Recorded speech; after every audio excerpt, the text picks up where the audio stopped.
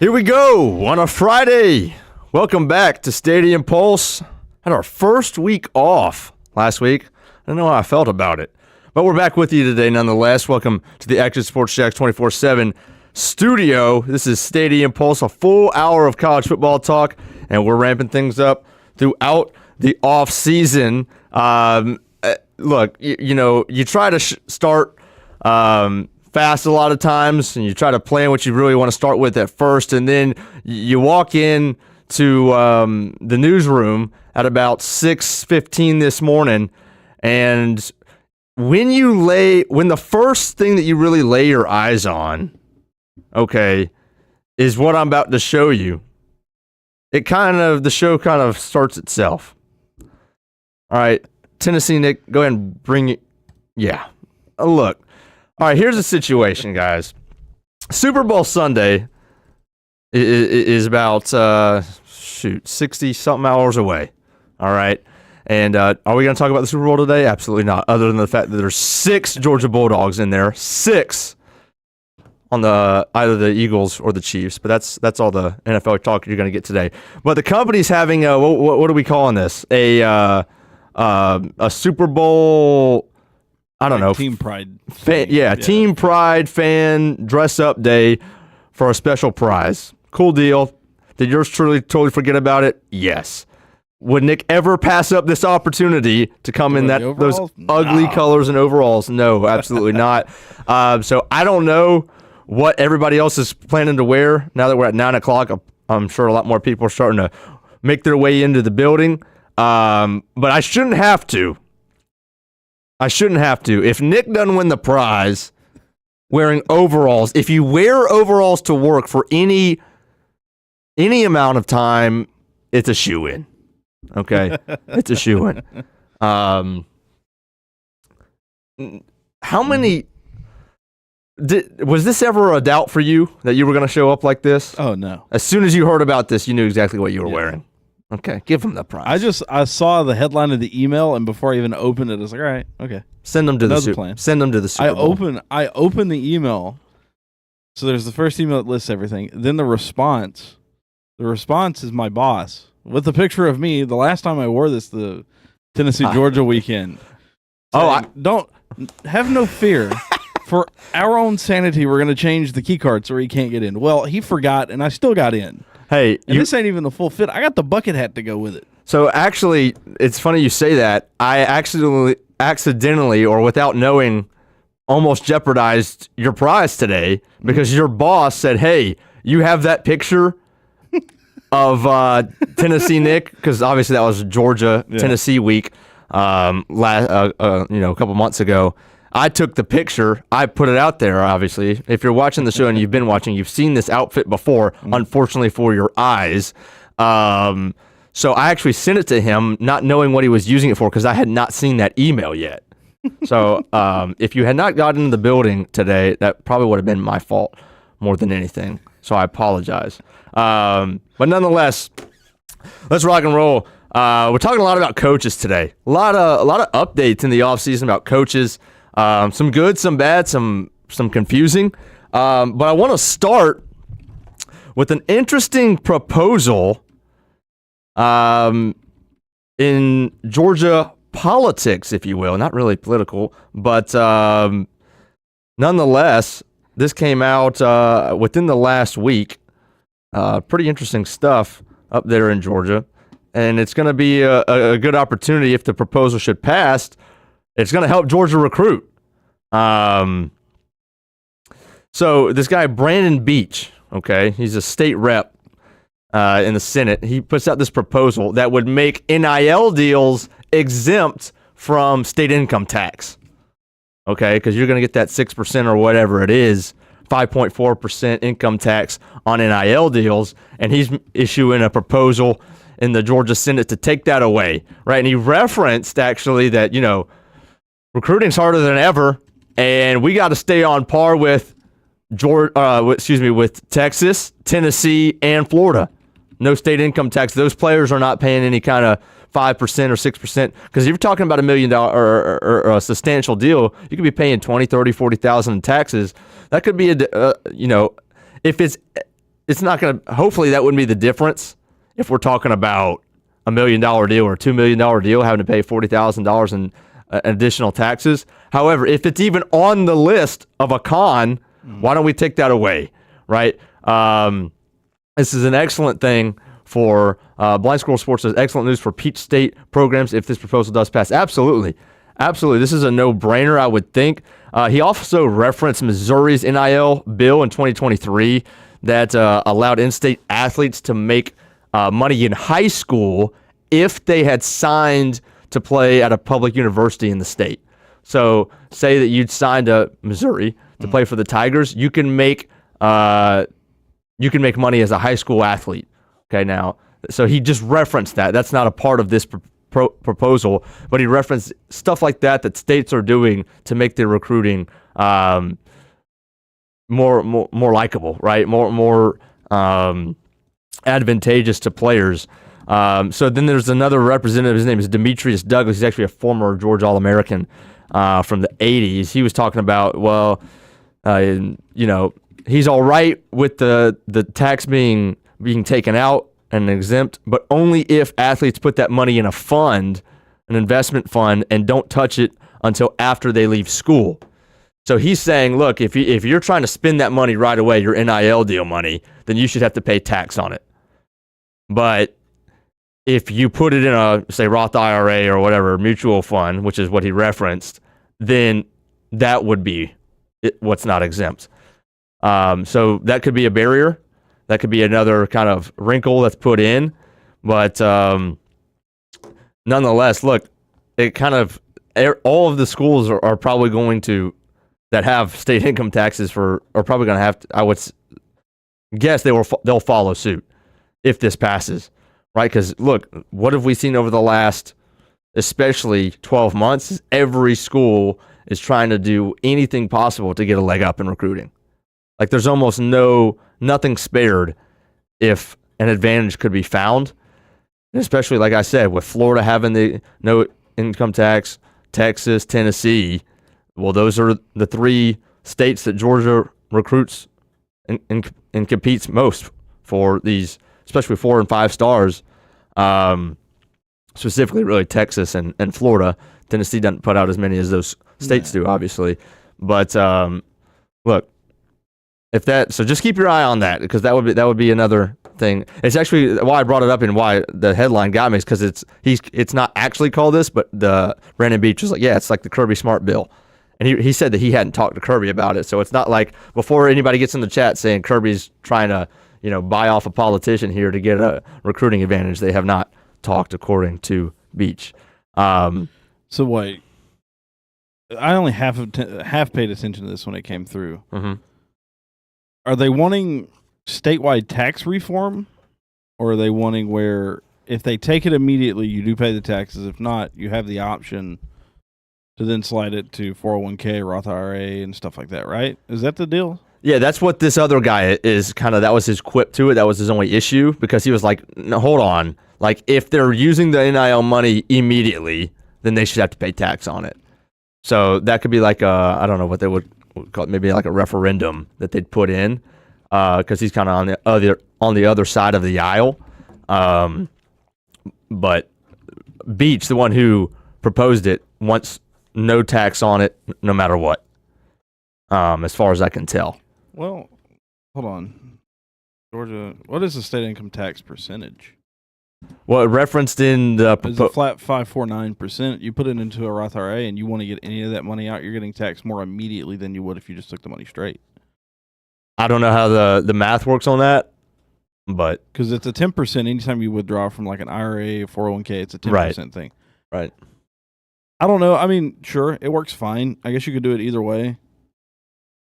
And there's like some sort of a loophole that I'm sure they could slush fund the money through to get it past taxes if they want to. But right. Quote, that's tax evasion. In some sense, I guess. And I'm not encouraging that at all. We're not giving out tax evasion tips on the show today? Absolutely not. Okay, but just making sure.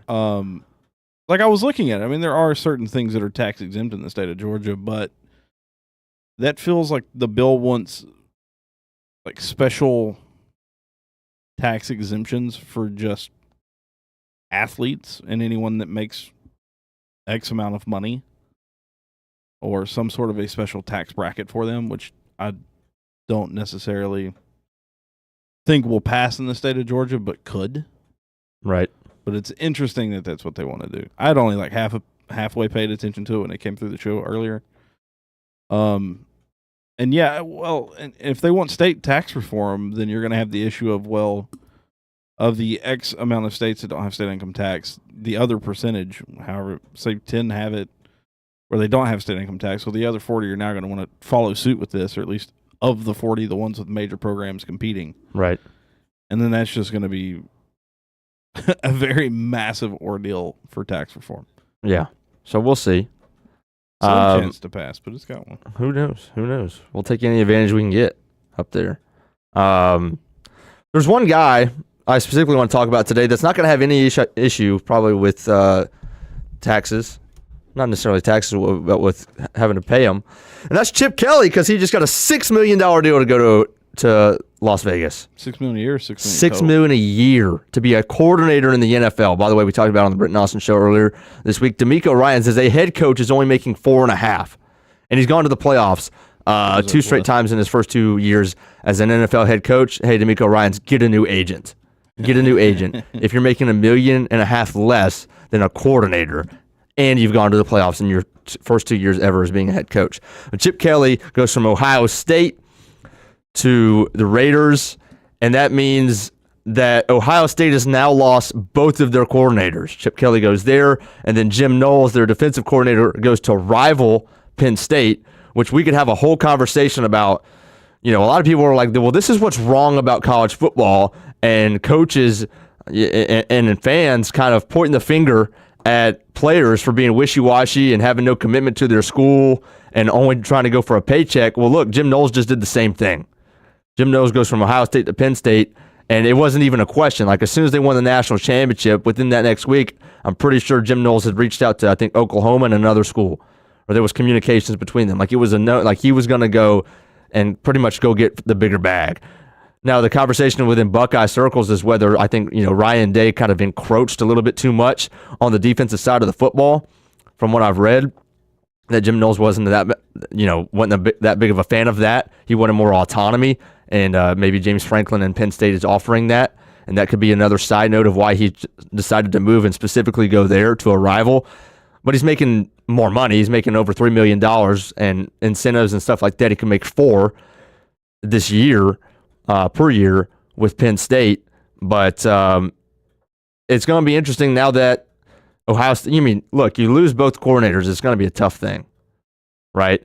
And so what we're really about to find out is how good of a football coach Ryan Day is, right? Because, and it's crazy, but I feel like some of it's deserved because, Nick, the conversation still right now is how good is Ryan Day? Yeah, he won a national championship. Yeah, there are only a handful of guys that are active head coaches in college football that have a national championship trophy. He's one of them.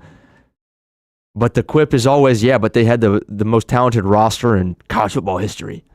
They had the most expensive roster in college football history. Okay, so how much of that is on the coach? How much credit does Ryan Day deserve?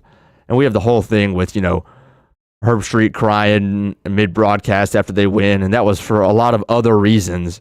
That's not because he was like, oh my gosh, yes, Ryan Day is finally going to get the credit. There's a lot of other things other than that. But that still remains the conversation.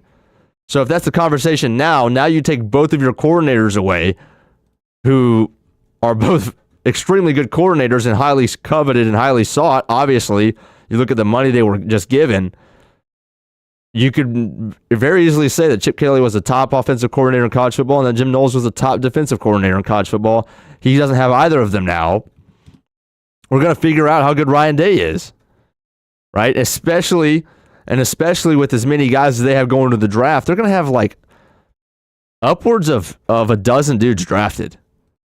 Almost everybody on their defense, other than Caleb Downs and a few others, are eligible and are going. They're going to still have, obviously, Jeremiah Smith and a couple weapons on offense, but both running backs are going to be gone. Will Howard's gone.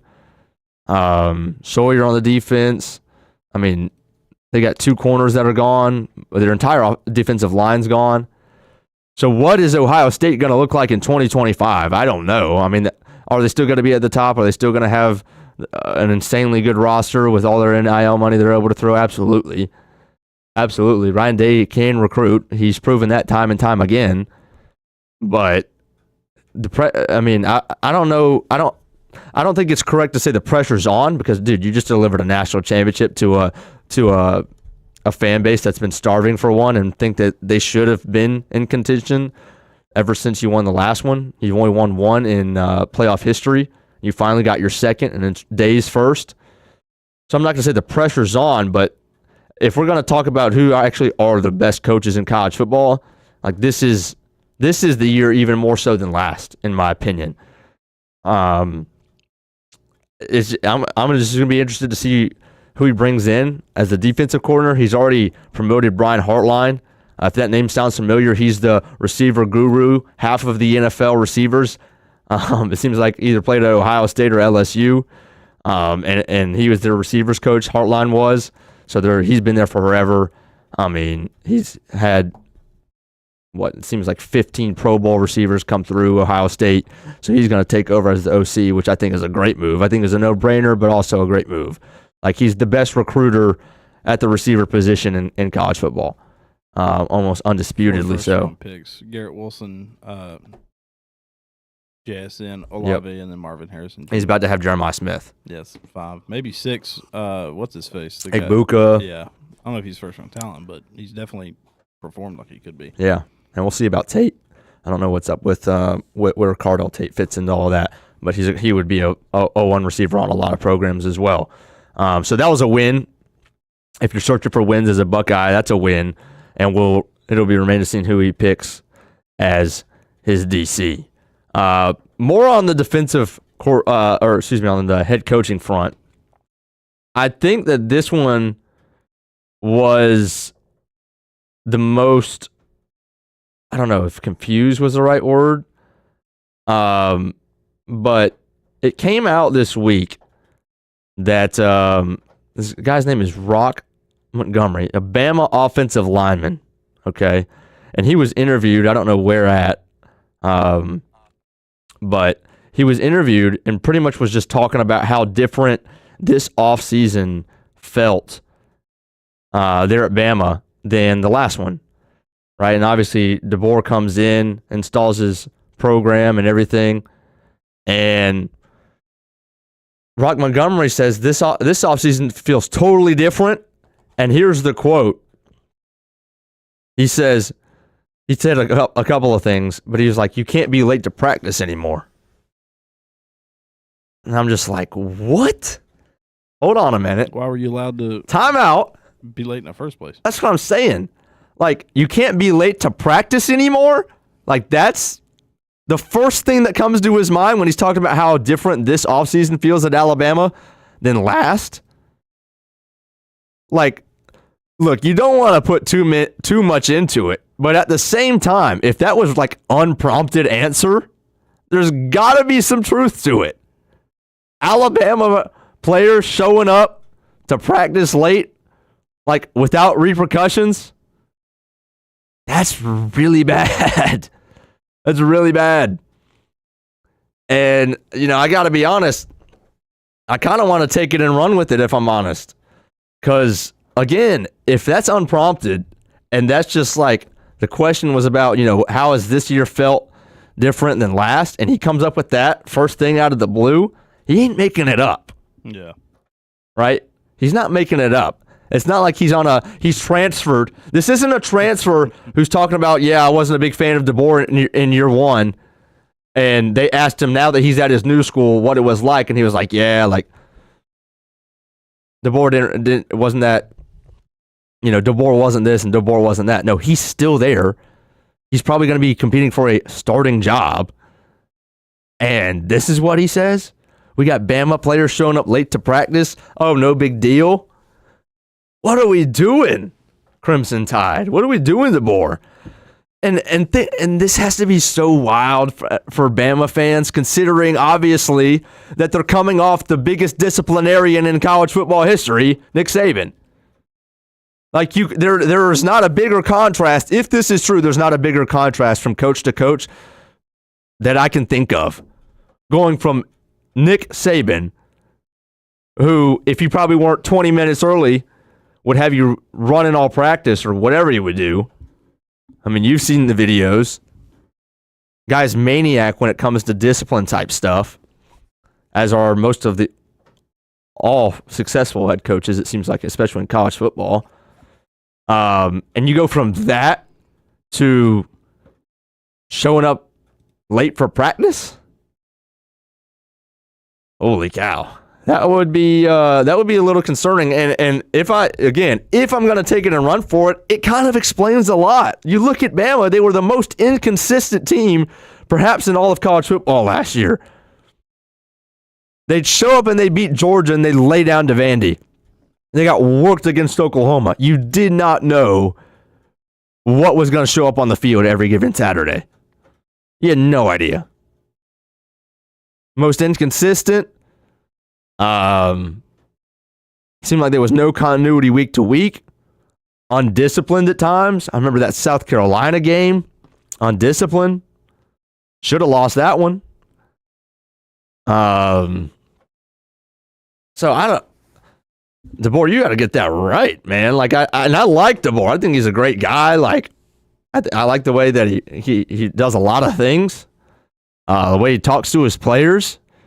But I don't know. I mean, like, if that's like the way that it's been his entire coaching career, he took Washington to a national championship. So I guess I don't know, but is it different? Is it that different at an SEC school in Bama that you have to adapt your coaching style that much? In Washington, it was just easy going and relied on their talent and whooped up on everybody with scheme and X's and O's and everything. That doesn't necessarily work in the SEC. But I don't think it works anywhere. I don't want to make this a conference thing. I don't want to make this a Pac-12 at the time versus SEC thing. I don't think that works anywhere. So, I mean, it explains a lot. And that should tell you all you need to know about Bama and Deboer's first year. That being said, for his sake, I think that I hope that it's true that that's not flying anymore, obviously. That disciplinarian is coming out, because if you're DeBoer, you really can't afford to go 9-4 again. Now, look, obviously coming off Saban, the expectations for DeBoer to come in were unbelievably high, and everybody with common sense that wasn't a Bama fan told you to chill out. You're not going to go to the national championship in year one. You're not going to go undefeated in year one. They didn't listen. They went 9-4. And I think for everybody, again, with realistic expectations, that was okay. Okay, you would have liked to actually it would have helped you actually if you would have won the bowl game. And it wasn't just the fact that you lost to Michigan. It was the fact that you looked terrible and Milroe looked terrible. And a lot of the time you didn't look like you wanted to be there. And I don't even think they scored an offensive touchdown. I could be wrong on that, but if memory serves correct, it was a 13-9 game. Maybe they scored once and went for 2 or something like that. But it was a terrible offensive showing against Michigan without their entire starting defense. You don't want to put too much into bowl games, but if you're a year one coach with insane expectations, you need every win you can get for positive momentum going into year two. And they fell short on that. Bama's one of the most interesting programs for me over this offseason and all of college football. Because it's DeBoer, what's he going to be like? They have retained a lot. Like, if you're a Bama fan, should you still be high on DeBoer? Absolutely. Like, he's retained a lot of talent there this offseason. He's retained a lot of talent. And now the biggest thing over this offseason, spring game, all of that, is who's going to be the quarterback? Who's going to be the quarterback? He's got Ty Simpson. He's the last remaining Saban quarterback recruit. He's been there the whole time. He's the elder statesman of the group, if you will. Like a 6'1", 6'2" type build, pro-style quarterback. So he's supposed to be the leader in the clubhouse just because he's been there the longest. But then you got Austin Mack, who's the 6'6", more dual threat guy, and he comes from Washington. And why that's really interesting is because one of the wins, if you're a Bama fan over this offseason so far, is that you got a new offensive coordinator. That's Ryan Grubb. Deboer, he's from Washington. Deboer and him go way back. So he brings his buddy over that he had on the national championship run at Washington, or on the playoff run with Washington. Brian Grubb, and he brings him over as his OC. Austin Mack, former Husky. Okay, probably if I had to guess, a Grubb recruit. How does that change things? Right? Is Grubb, obviously it's going to be a competition. Best man's going to win the job. At the same time, you got that connection. Grubb probably recruited Mack, probably wants to see his guy play. Could there be promises there that were, kind of foiled when DeBoer first took the job to move from Washington to Alabama that kind of are reinstalled, or at least in Mack's mind are reinstalled? You never know how those things work. But those are the two top guys at the front, and then you got this freshman, Keelan Russell, who is one of their top recruits going into this year.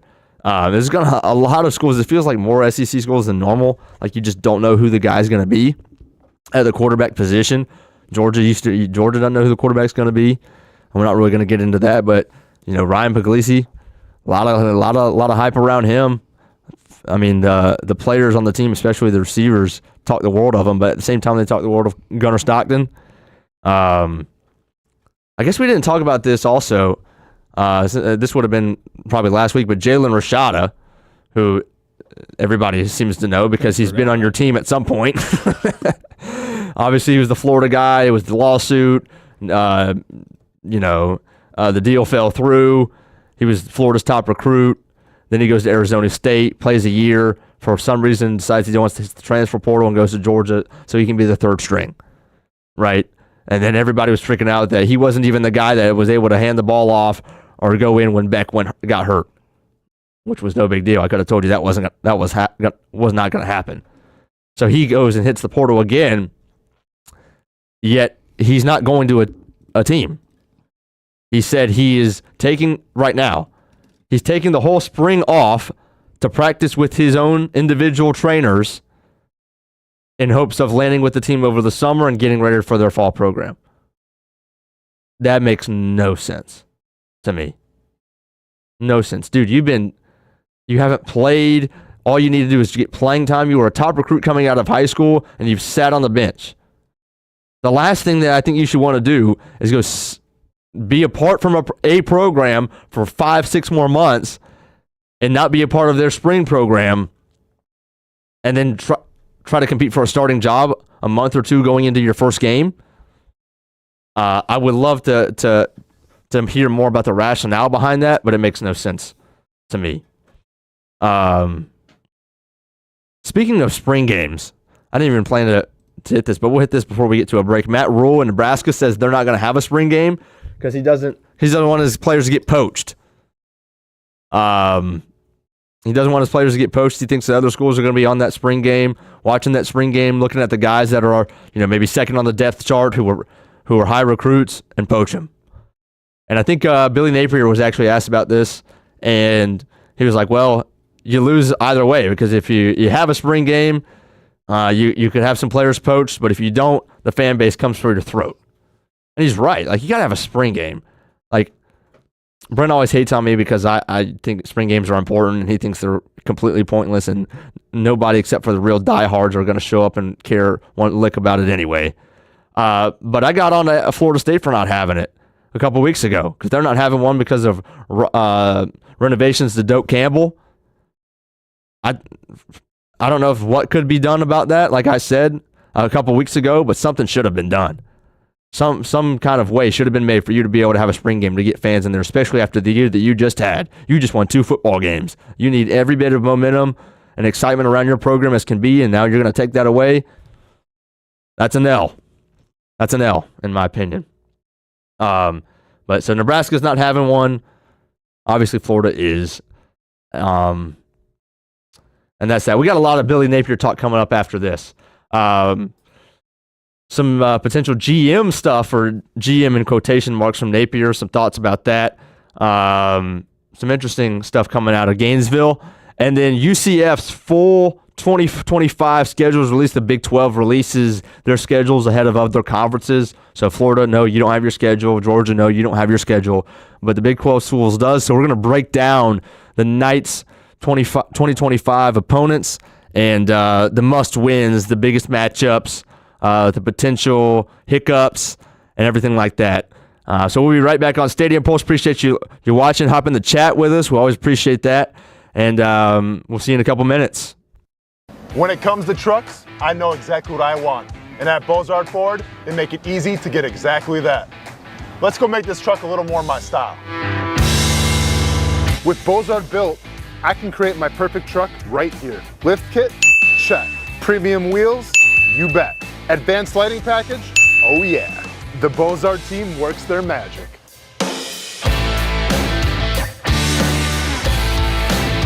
From bumper to tailgate, I'm making this truck mine.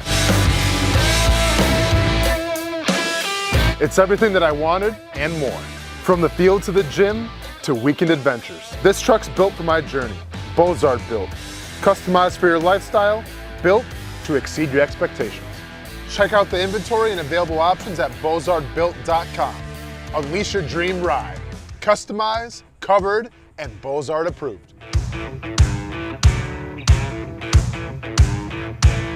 When it's time to get a new car for anyone in your family, just remember, nobody but Nimnick, the #1 Buick GMC dealer in Jacksonville. Get the latest price breaks on 2023 and 2024 models or the newest 2025 vehicles in the showroom on Phillips Highway or shop online at nimnickbuickgmc.com 24 hours a day. GMC Sierras, Yukons, and the redesigned Acadias, or get the all-new redesigned line with Buicks. It's nobody but Nimnick, and part of the reason why is this is a first-class buying experience here at Nimnick Buick GMC. You're not just a customer, you're a friend. This is about getting a vehicle that best fits you and getting you on the road, and also helping you and your family down the road.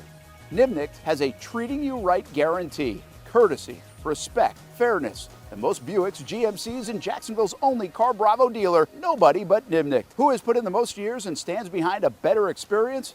Nobody but Nimnick. GMC, we are professional grade.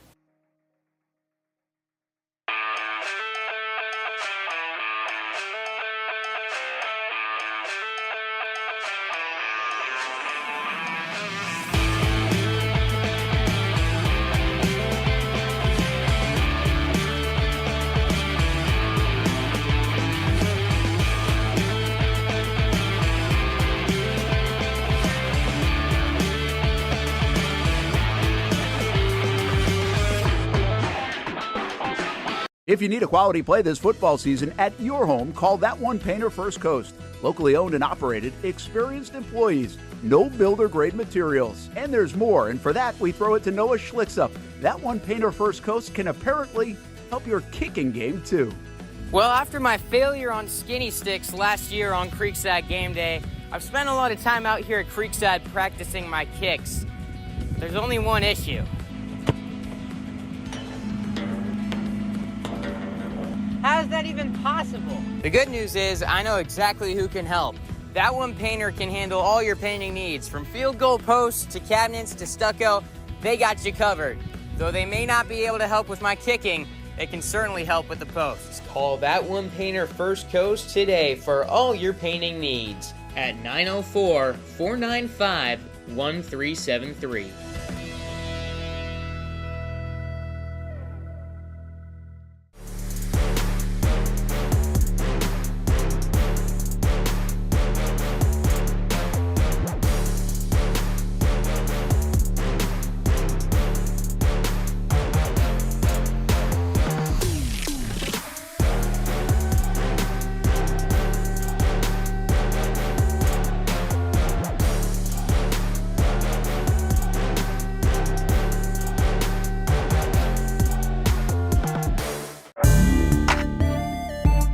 '24 provided plenty of memorable moments for the Jacksonville Armada on the pitch, including another conference championship game appearance for Tommy Krasanovich's under-23 men's team.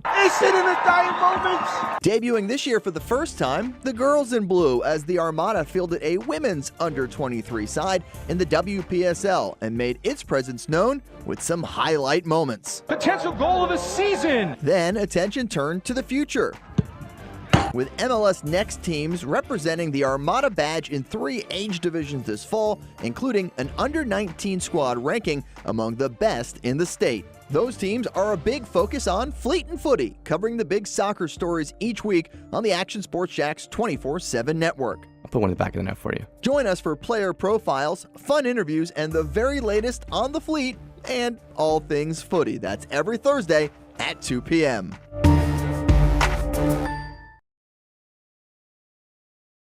Welcome back to Stadium Pulse on a Friday. The dogs in the NFL. Just put this graphic up there on your next big recruiting visit in Athens. You got Jalen Carter, Jordan Davis, Louis Sean, Nakobe Dean, Keely Ringo, Nolan Smith, McCole Hardman, Malik Herring. For those of you who don't, 94 with the Chiefs. Not necessarily a playmaker, but he's still in the NFL. We got, how many is that? 1, 2, 3, 4, 5, 6, 7, 8. 8 dogs in the Super Bowl. Yeah, we'll take that. We'll take that as we welcome you back inside the studio. I think I saw Oklahoma actually had the most players, former players in the Super Bowl. I think they had 9, if I'm not mistaken. Oklahoma had the leader, and then Georgia was second. But I can't get going too much on the dogs, so I gotta talk about Napier. Gotta talk about Napier. The question all offseason, really, coming off of, I mean, I don't have to tell you the whole backstory about Napier. Everybody knows, you know, if anybody was on the hot seat, it was him, right? And he turns the whole program around. It's every single time that he won at the end of the season. It was the prevailing question of every reporter post game is, you know, how does it feel to pretty much save your job and have this kind of turnaround? So now the question is this. Well, how good of a coach actually is he without DJ Lagway, right? Because if you want to be the thorn in the side of Gator fans, you would just make that argument and that it was all DJ Lagway and all this. Now, I would take that away from you, right? At times, even when he was out of the football game or not playing, hurt, or even second half against Georgia, you just watch how that defense played. You just watch how that whole team responded. Like, that's what Napier does. Now, the word out is that he's going to retain play calling duties in 2025. He's asked a lot about that because, you know, the Gator fans are the ones at times who want that taken away from him, because I don't think anybody questions his ability to recruit. Right? I think 3 things really make up a good coach in college football in 2025. Recruiting, in-game management, which I would include play calling in that, and then overall leadership.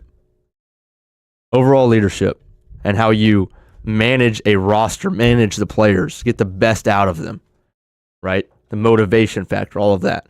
I think those 3 things make up a good head coach in this current landscape of college football. Okay, recruiting, he's one of the best.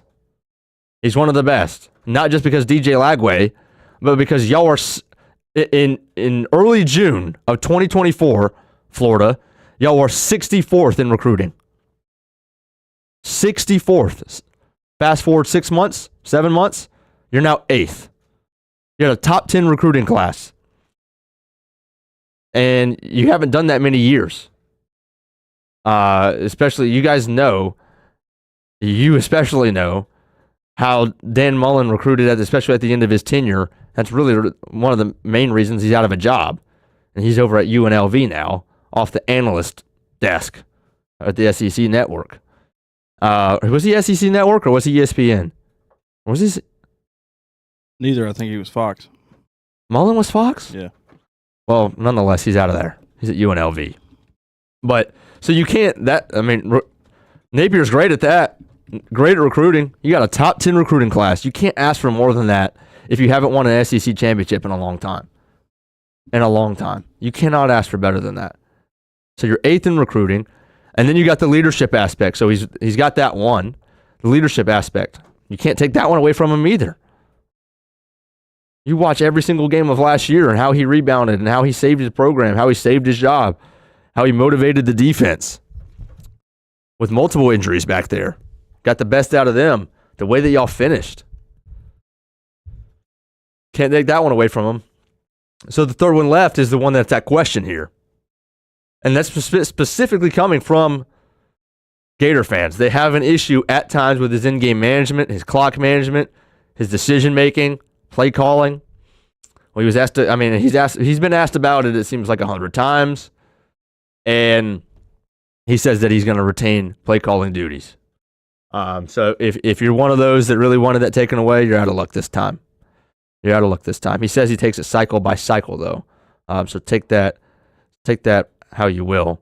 But the bigger thing, I guess, this week is that Zach Goodall, who is at 24/7 for the Gators, covering them, he shared that Billy Napier said they're on the verge of hiring a front office of sorts. He said, quote, multiple people. It was a longer quote, but multiple people to hire the NIL side of things. Okay, so this is obviously the equivalent of a GM or in multiple aspects of that, multiple people to take care of that. And then the name, what was the name? Elsner.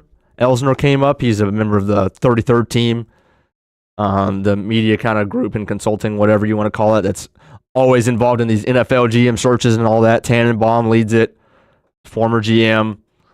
So Elsner's the guy that I believe he said they have their eye on or they're targeting or something to that effect. So Napier said, quote, very soon, multiple people. I think this is a great move.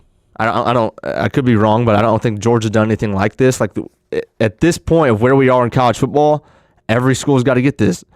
You saw Jags fans I know very well who wanted Ron Rivera kind of be that elder statesman, the guy with a little bit of experience, since every single guy on the Jags coaching staff seems to be a first-timer, and they're especially young. It was out that we interviewed Ron Rivera, and although it wasn't specific to what position or what title he was interviewed for, it almost didn't matter. Get the guy in. He brings experience, brings a lot of lessons. He's a good football coach, great guy.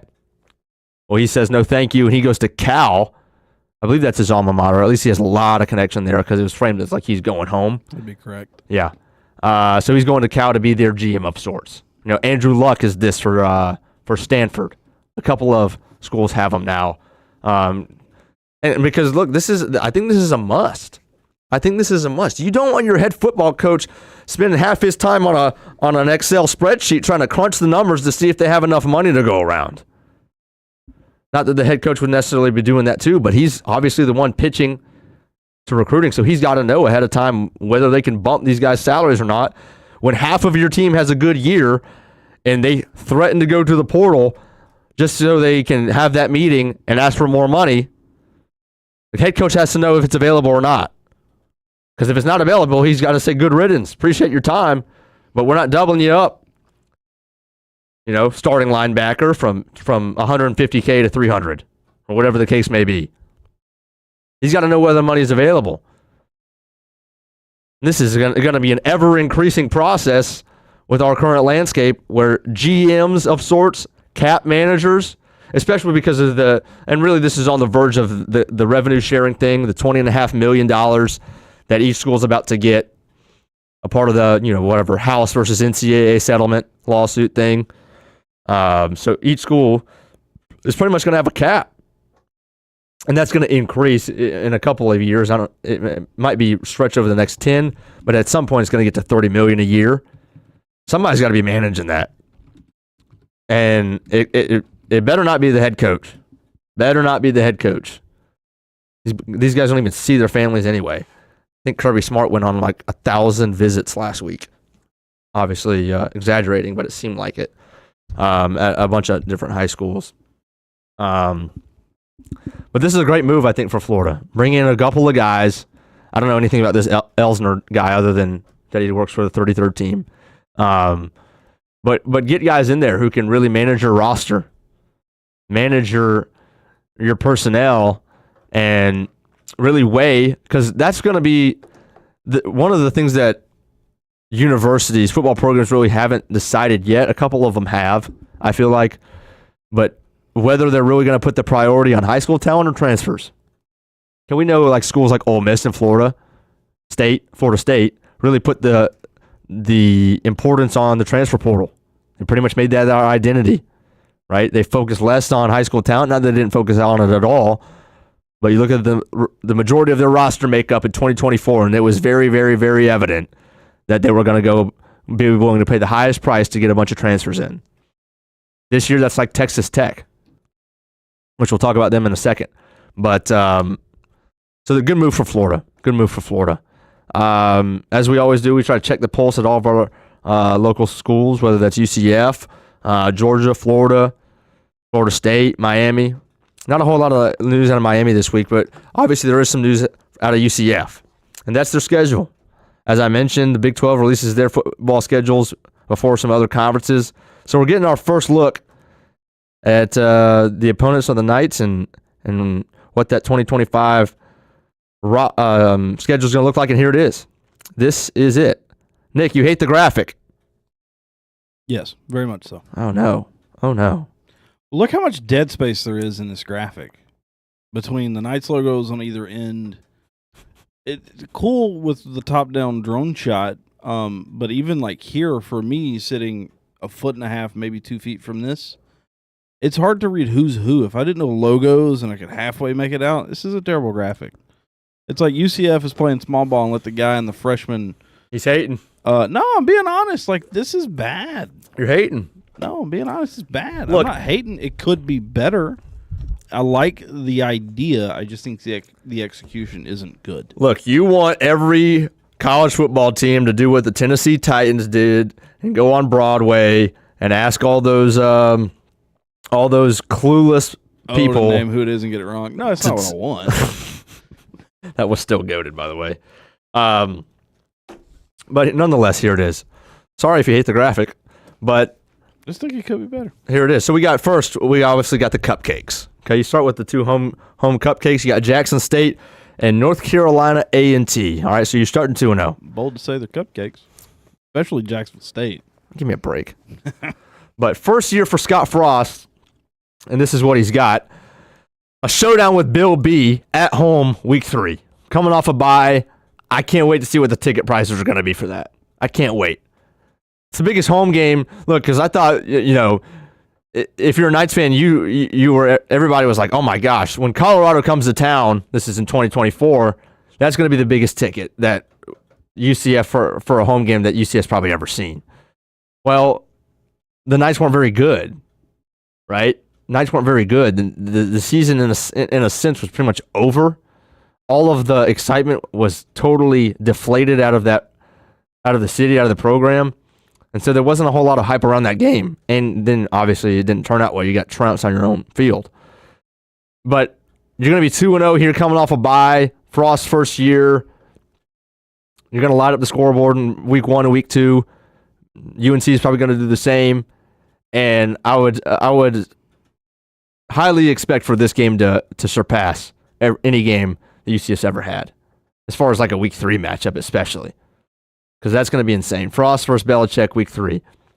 We talked about that, though, a lot earlier on when Bill B was first announced as the head coach, so we won't spend too much time on it now, because then you really got your first road test. Kansas State with Avery Johnson coming back. They won't have DJ Giddens, their star running back, but they will have a returning quarterback. So anytime you're facing a returning quarterback on the road, okay, there's that's not exactly advantageous for you. Then you got Kansas, who has a lot of returners at home. Here's my key. What's the key for UCF in 2025? What should the expectation be? Like, as Frost says in his opening press conference, it's going to take time. Please don't expect me to go undefeated in year 1. Okay? So that, for me, the key for just the momentum of the program, the future of the program for Frost and the Knights is take care of your home field. That should be your number 1 goal in 2025. Take care of your home field. You have not been good at home your last couple of years, and it's been unacceptable. It's been unacceptable, the games that you've dropped at home. You lost by, 3 or 4 scores to Colorado, and you lost a couple of them. I mean, we got to take care of our home field if we're UCF. That starts with like UNC. That starts with Kansas. That's a very winnable game, even though they have a lot of returners. That's a game at home that you really need to win in year one if you're Scott Frost. Okay, it's the same with West Virginia. It's the same with Houston. It's especially true of OK State. They're coming off a 3-win season. UCF especially is looking forward even more so than a lot of other teams because they're still brand new to this conference. They're a baby in this conference. You had high expectations last year. You fell short of every one of them. Right? We're trying to compete. The goal is to compete in a new conference for a Big 12 championship. We've got to beat Oklahoma State at home after they're coming off a 3-win season. Okay? The one away game that would be huge is Cincy. It's a very winnable game. That's a game that you're going to need. That's my one that I'm circling. If I'm circling any away game that I got to have, what week is that? 1, 2, 3, 4, 5. Is your 6th game against Cincy, technically week 7. But that's the one. If you drop an away game to K-State, I'm cool. If you drop an away game to Baylor, no problem. If you drop an away game to BYU, so what? So what?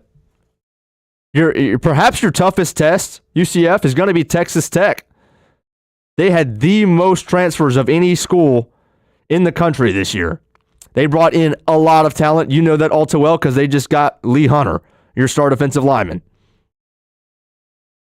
So playing Texas Tech, and if I were to map out the schedule as I would want it, if I had to play Texas Tech, I'd want to play them real early because they're a brand new school, or not a brand new roster playing together for the first time. I want to play them early on in the season, right before they get continuity, before they really iron out their depth chart, before they get things going. Nope, you got them week whatever that is, 10 or 11. You got them at the very end of the year, pretty much. They're going to be full stride. So I think that might be the toughest game on the schedule if I had to pinpoint it right now. A lot of winnable games. You look at the schedule, I'm like, holy cow, it looks like a lot of one-score games to me, which is why that theme of taking care of your home field, I think, should be the number one goal. You're going to have a lot of those. If you lose all your away games, 1, 2, 3, except for Cincy, then you went 8-4. If my math's right, we got 12 games on there. Yeah, 8-4. If you give me 8-4 in first year with a road win over Cincy, and we went undefeated at home, holy cow! Like A+. A+ for Frost. A+ for the program. And then year 2, then you can get to the kind of those higher expectations of what we expected from Malzahn and didn't get. That's where you can get in year 2 to be at least in contention for a Big 12 championship game appearance. If you're hoping for a Big 12 championship period in year 2, I still think you're ahead of schedule. But I think 7-5, 8-4, looking at this, how this lines up is where you need to be. 8-4 will be an A+. Then you're looking at trying to get into 9-3, and based off of who you beat, trying to at least be in the mix for a championship game appearance in year 2. And I think if you want to be the guy who is expecting a conference championship in year 3, then I'll let the reins loose. No problem.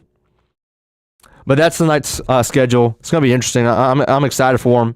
Obviously, with Frost back there, we kind of go in depth at times with UCF. If you're familiar with the program, you know that. So we'll have a lot more on that. And then obviously, once season time comes around, we'll be going game by game, as we always do. But we are out of time today on Stadium Pulse. An hour of college football talk every Friday. We appreciate you watching. Coming up in 5 or so minutes, we got the Brenton Austin Show. Brenton Austin Show, we got more on the Jags coaching staff. The youngest coaching staff, it seems like, of all time. Freddie T, another snub in the Hall of Fame. And some Super Bowl prediction that's coming your way. Appreciate you watching. Have a good Friday, everybody.